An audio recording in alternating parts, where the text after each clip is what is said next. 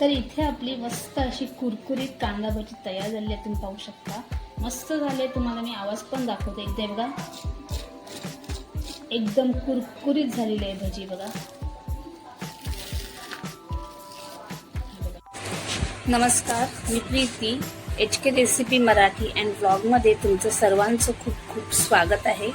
तर आज आपण बनवणार आहोत पावसाळा स्पेशल कुरकुरीत अशी कांदा भजी.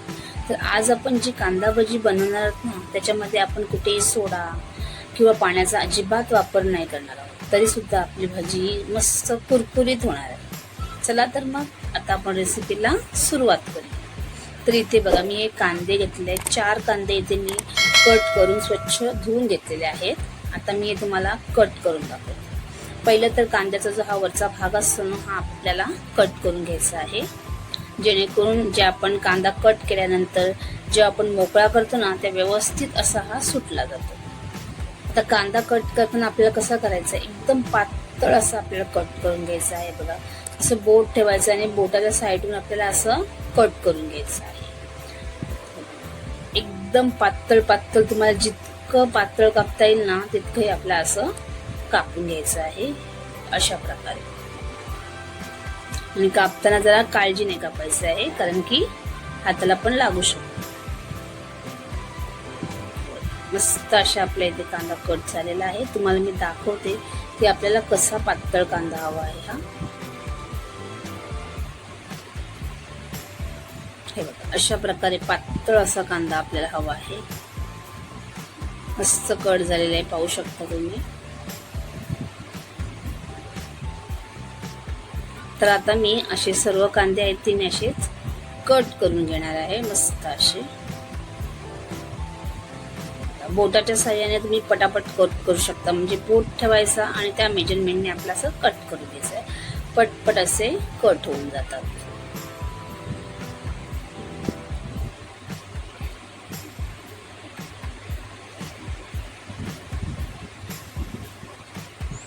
तर हे बघा, सर्व कांदे इथे आपण कट करून घेतलेले आहेत पातळ असे.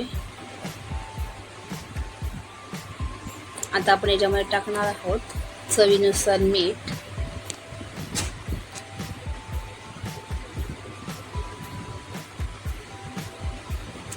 त्याच्यानंतर आपण टाकणार आहोत थोडीशी हळद. हळद एकदम जास्त नाही घालायची आहे, नाहीतर मग भजी अशी काळपट दिसते.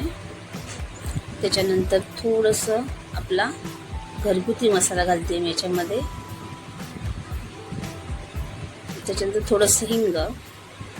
आता हे सर्व आपल्याला व्यवस्थित असं याला कांद्याला लावून घ्यायचं आहे मस्त असे बघा. आणि मोकळा सुद्धा करून घ्यायचा आहे आपल्याला बघा. अशा प्रकारे असं मीठ वगैरे लावलं ना की मग कांद्याला ना पाणी वगैरे सुटतं. त्याच्यामुळे पाणी आपल्याला अजिबात याच्यामध्ये वापरावं लागणार नाहीये. हे बघा, एकदम छान असं मोकळं मोकळं करून घ्यायचं आहे आपल्याला.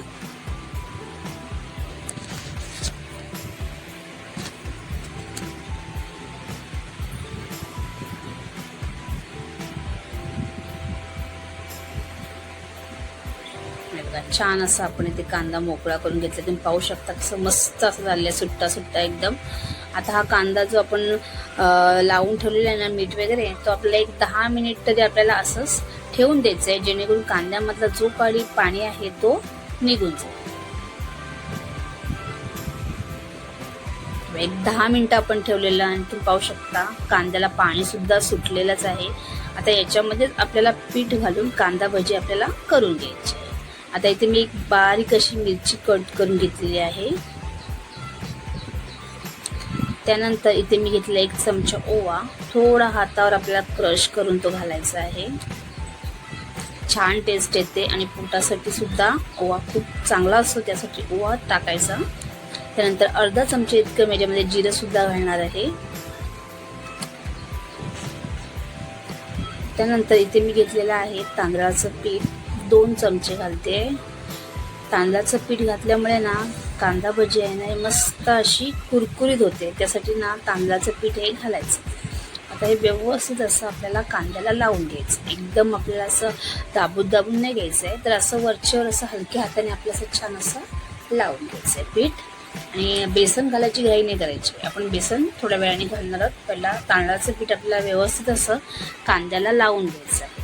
बेसन तुम्ही आधी घातलं ना तर मग सर्व बेसन आपल्या कांद्याला चिकटला जातो आणि मग चिकट होते भजी, मग एकदम कुरकुरीत नाही होणार. त्यासाठी पहिला तांदळाचं पीठ व्यवस्थित असं लावून घ्यायचं आणि मग बेसन घालायचं. हे बघा इथे आपण लावून घेतलेलं आहे. आता आपण बेसन घालणार आहोत. तर इथे मी 1 वाटी बेसन घेतलेलं आहे. जसं लागेल तसं आपल्या याच्यामध्ये घालायचं. अर्ध मी घालून घेते आणि बाकीचं आपण नंतर घालणार आहोत. तर बेसन सुद्धा कांद्याला आपल्याला व्यवस्थित असं लावून घ्यायचं आहे. कुठेही दाबून वगैरे नाही घ्यायचं, एकदम सुटसुटीत असं लावून घ्यायचं आहे. अशा प्रकारे तुम्ही जर भजी बनवली तर एकदम कुरकुरीत होते आणि बराच काळ ती भजी कुरकुरीत पण राहते.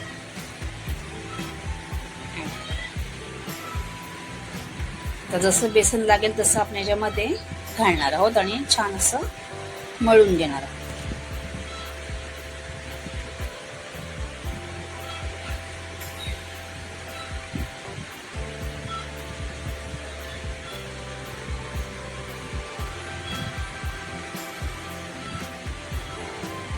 हे बघा इथे आपण कांदा भजीचं पीठ मळून घेतलेलं आहे, पाहू शकता मस्त असं.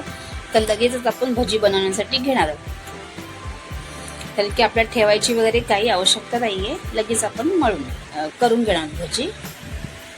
चला आता मी भजी बनवूया. तर आपण ते तेल गरम करत ठेवलेलं होतं. आता आपण भजी सोडणार आहोत. थोडी थोडी भजी आपल्याला सोडून घ्यायची आहे.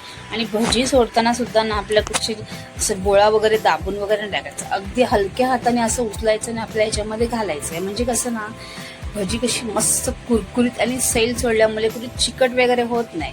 हे बघा एकदम छान अशी आपल्याला भजी इथे सोडून द्यायची आहे. गॅस आपल्याला आधी आपण तेल गरम करून घेतलेलं आहे. आता कमी गॅसवरच आपल्याला ही भजी तळून घ्यायची आहे, म्हणजे मस्त कुरकुरीत होईल. एकदम फास्ट गॅस ठेवलात तर मग भजी वरून तुम्हाला करपलेली दिसेल नाही, आतून अजिबात ती शिजणार नाही आणि नरम पडेल. त्यासाठी कमी गॅसवर आपल्याला छान अशी ही भजी तळून घ्यायची आहे. आणि मध्ये मध्ये अशी आपल्याला उलट पालट सुद्धा करायचं आहे. हे बघा थोडी एक बाजू सोनेरी दिसली की पलटी करून घ्यायची आहे. असं अधूनमधून आपल्याला पलटी करायचं. दोन्ही साईड छान अशा आपल्याला तळून घ्यायचे.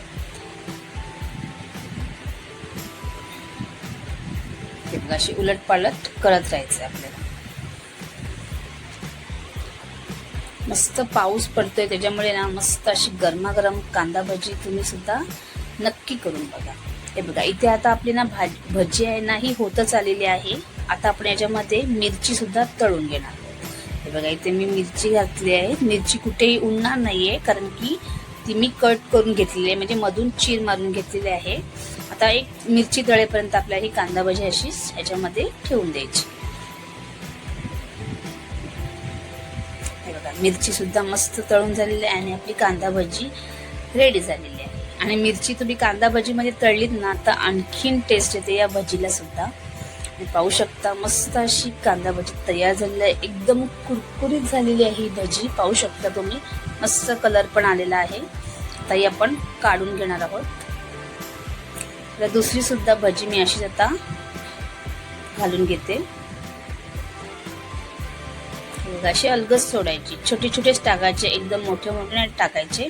आणि टाकताना ना मोकळे मोकळेच टाकायचे, एकदम असे आवळून नाही टाकायचे. तर ही भजी सुद्धा आपल्याला मस्त कुरकुरीत होईपर्यंत अशीच तळून घ्यायची आहे.